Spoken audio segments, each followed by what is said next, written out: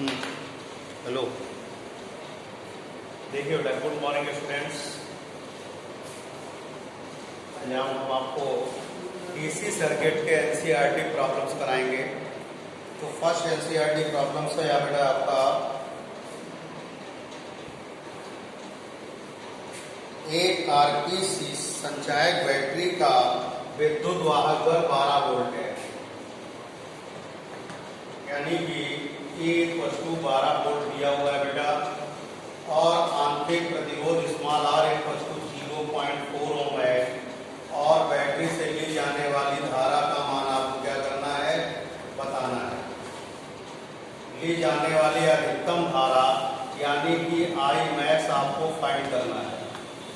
आपसे कह रहे हैं एक कार में बेटा, एक कार में आपका बैटरी लगी हुई है, सेकेंडरी सेल बैटरी। देखिए गाड़ियों में जो लगा होता है वो सेकेंडरी सेल होता है, तो उसमें आपकी बैटरी लगी हुई है, 12 वोल्ट की बैटरी है, और इसका इंटरनल रेजिस्टेंस 0.5 ओम है। आपको मैक्सिमम करंट फाइंड आउट करनी है। तो देखिएगा, आपको फार्मूला का मैंने बताया बेटा, I = E/R + स्मॉल i, ये फार्मूला बताया था। और इसमें कंडीशन बताई थी बेटा, यदि R = 0 हो, if R = 0, देन I = क्या होता है बेटा, I max होता है। करंट मैक्सिमम होने के लिए एक्सटर्नल रेजिस्टेंस क्या होना चाहिए, 0 होना चाहिए, यानी कि Y प्रतिरोध क्या होना चाहिए बेटा, Y प्रतिरोध 0 होना चाहिए।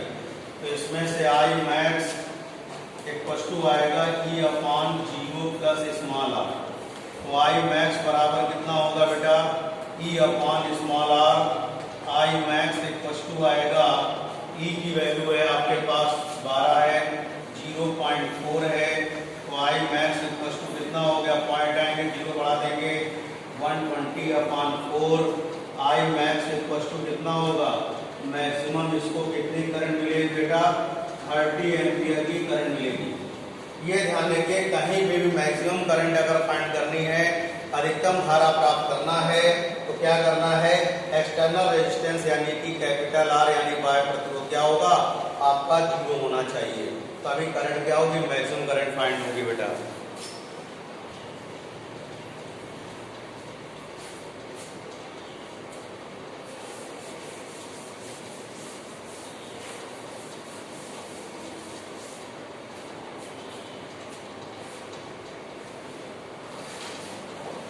देखिए नेक्स्ट क्वेश्चन है बेटा आपका,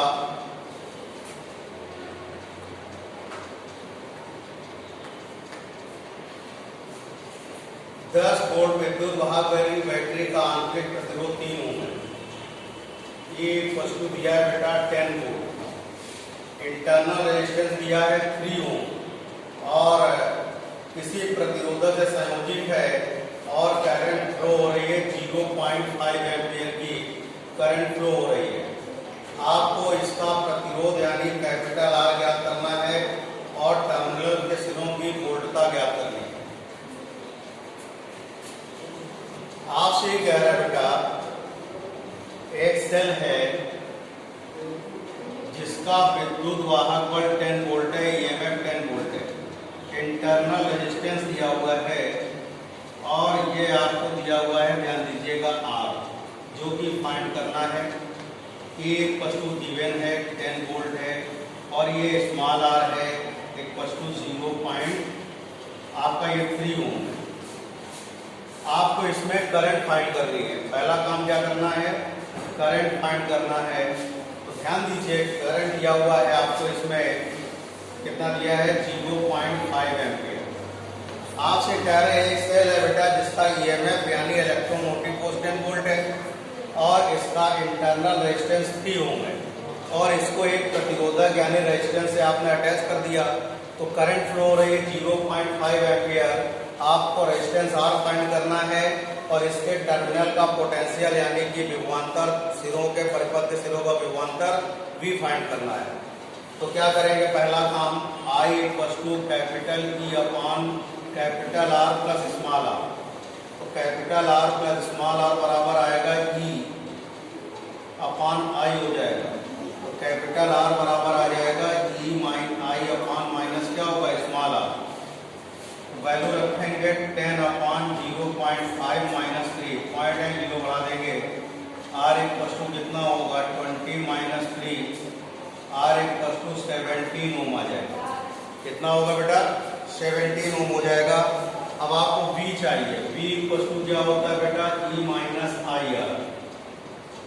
ये हो गया आपके पास 10 माइनस 0.5 इंटू 3, तो V equal to 10 minus 1.5, V equal to 8.5 volt होगा। तो बेटा ये आ गया टर्मिनल का पोटेंशियल आ गया, और ये आ गया आपके पास वाई प्रतिरोध यानी कि एक्सटर्नल रेजिस्टेंस आ गया, जो कि आपको फाइंड आउट करना था। कितनी बात क्लियर हो गई बेटा?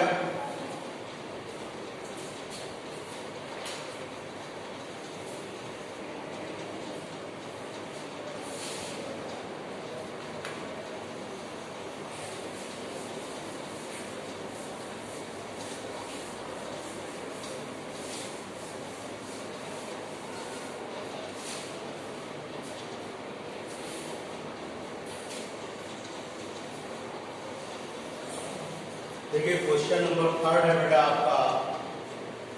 पहला पार्ट है 1 ओम 2 ओम 3 ओम के प्रतिरोध श्रेणी क्रम में लगे। R1 equal to 1 ohm, R2 equal to 2 ohm, R3 equal to 3 ohm. ये सीरीज में लगे हुए हैं बेटा, और आपसे कह रहे हैं इनका रिएक्टेंस रेजिस्टेंस आपको फाइंड करना है। बी पार्ट क्या बोल रहे हैं, यदि प्रतिरोधों के संयोजन का टोटल वोल्टेज दिया है 12 वोल्ट, तो आपको इसमें क्या करना है V1 फाइंड करना है, V2 फाइंड करना है, V3 फाइंड करना है।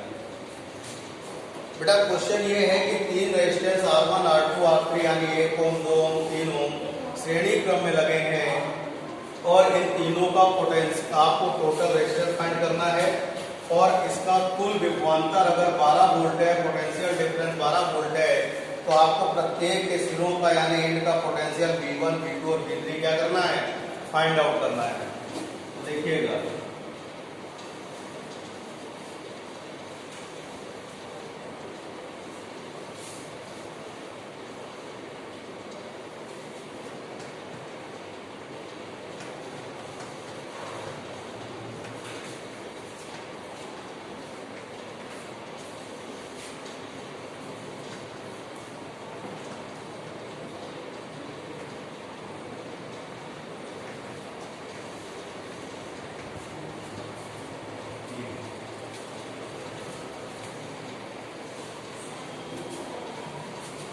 अब श्रेणी क्रम का फार्मूला क्या होता है बेटा आपके पास, R equal to R1 plus R2 plus R3। ये होगा आपके पास 1 plus 2 plus 3 equal to 6 ohm आएगी।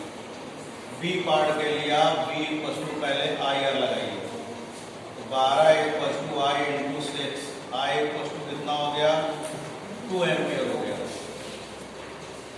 अब V1 equal to I R1 2 into 1 equal to 2 volt, V2 equal to क्या होगा IR2 आएगा। V2 इक्वल टू कितना होगा IR2 यानी 2 इंटू 2 यानी 4 वोल्ट। V3 इक्वल टू होगा IR3 यानी कि 2 इंटू 3 6 वोल्ट। तो देखिए सभी का अलग अलग पोटेंशियल डिफरेंस आ गया और टोटल रेजिस्टेंस आ गया बेटा।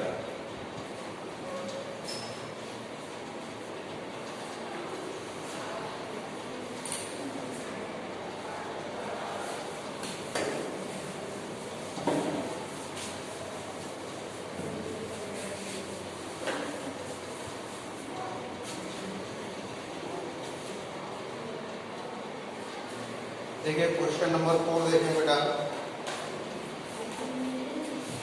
क्वेश्चन नंबर 4 का ए पार्ट दिया हुआ है, आपके पास 3 रेजिस्टेंस हैं, R1 equal to 2 ohm, R2 equal to 4 ohm, R3 equal to 5 ohm है। आपको क्या करना है टोटल रेजिस्टेंस फाइंड करना है, और ये सब क्या पैरेलल सिस्टम में है यानी समांतर है। बी पार्ट समांतर, आप इसका क्या करना है आपको B इक्वल टू 20 वोल्ट है, आपको क्या करना है प्रत्येक में बहने वाली धारा का कुल धारा, यानी कि I1 फाइंड करना है, I2 फाइंड करना है, I3 फाइंड करना है और I फाइंड करना है। बेटा ये रेजिस्टेंस दिए हुए हैं 3, R1 = 2 ohm, R2 = 4 ohm, R3 = दिया है 5 ओम। ये पैरेलल सिस्टम में है, समांतर क्रम में। पहला काम कुल प्रतिरोध निकालना है। ये इस तरह से अटैच है बेटा।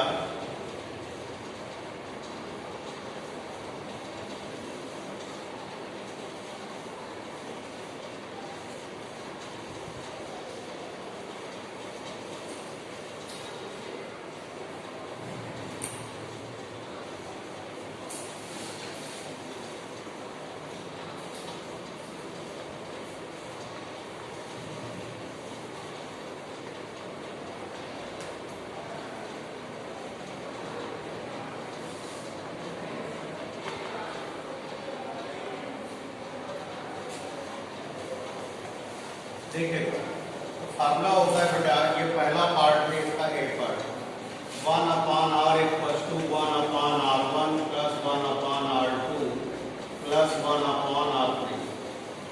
1/r आएगा 1/2 + 1/4 + 1/5। 1/r एलसीएम आएगा इसका 20 आएगा। कितना है बेटा? 20 एलसीएम आएगा।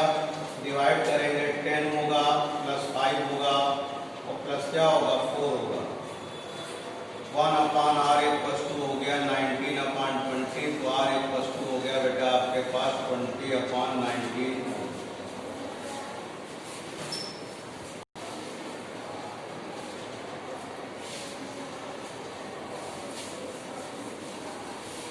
अब देखिए बेटा बी पार्ट में करंट फाइंड करनी है आपको। टोटल करंट आई फाइंड करनी है। V = IR लगाइएगा। 20 = I × 20/19। 20 कैंसिल हो, I कितना हो गया 19 एम्पियर। बेटा I1 = V/R1। V की वैल्यू 20/ कितना है 2 है 10 एम्पियर। और I2 = V/R2 होगा बेटा 20/ कितना है 4, यानी कि 5 एम्पियर। I3 = V/R3 20/5, यानी कि 4 एम्पियर। तो सेपरेट करंट कितनी होंगे बेटा? 10 एम्पियर, 5 एम्पियर एंड 4 एम्पियर।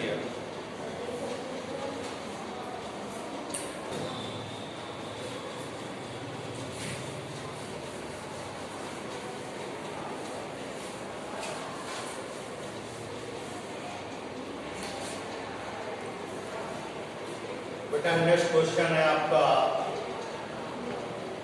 कह रहे हैं कमरे का ताप पर आपको दिया हुआ है, कमरे का ताप पर दिया हुआ है, आपको टेम्परेचर दिया है 27 डिग्री सेंटीग्रेड पर, यानी RT = दिया है, T = दिया है 27 डिग्री।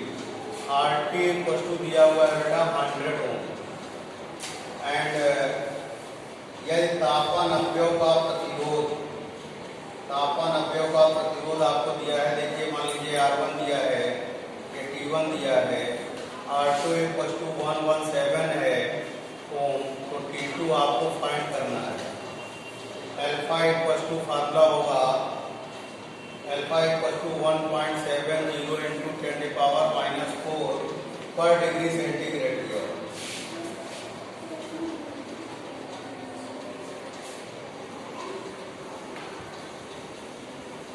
देखिएगा इसके लिए क्या करना है आपको।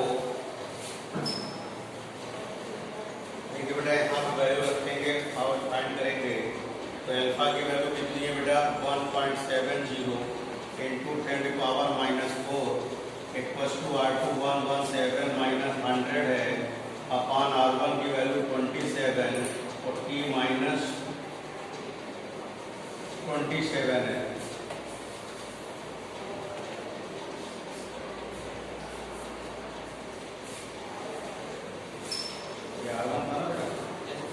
R1 वैल्यू कितनी दी हुई है 100।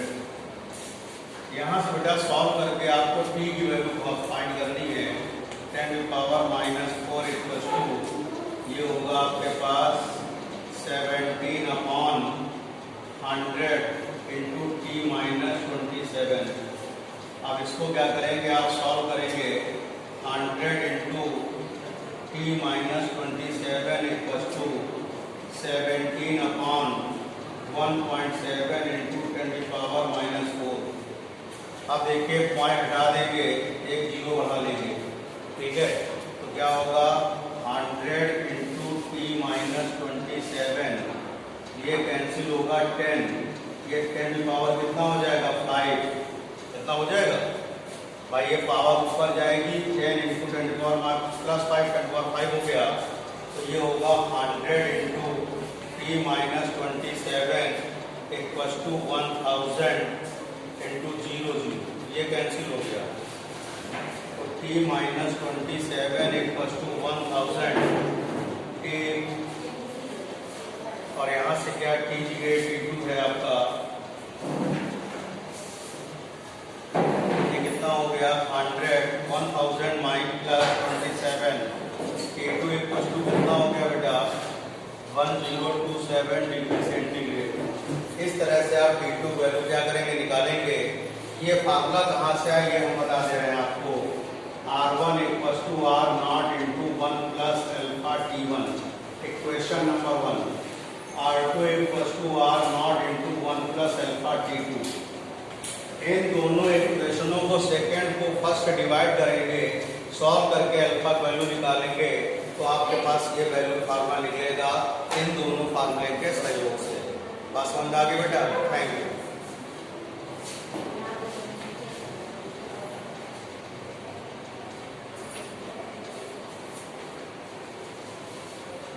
आप लोग अपना होमवर्क डेली भेजेंगे, समय से भेजेंगे, तो सभी विषय का भेजेंगे, इस बात का ध्यान रखिए। तो सबसे जो खराब स्थिति होमवर्क की है वो आपके इंटरव्यू की स्थिति बड़ी खराब है। होमवर्क भी नहीं भेजते हैं, फोन भी नहीं उठाते हैं, ये गलत बात है बेटा। होमवर्क भेजिए, फोन भी उठाइए। कोई कारण अगर होमवर्क नहीं भेज पा रहे हैं तो उसका मैसेज डाल दीजिए, हम इस कारण से होमवर्क नहीं भेज पा रहे हैं। अगर आगे प्रेजेंटी नहीं लगती तो आगे आपको बहुत दिक्कत होगी बेटा। Thank you.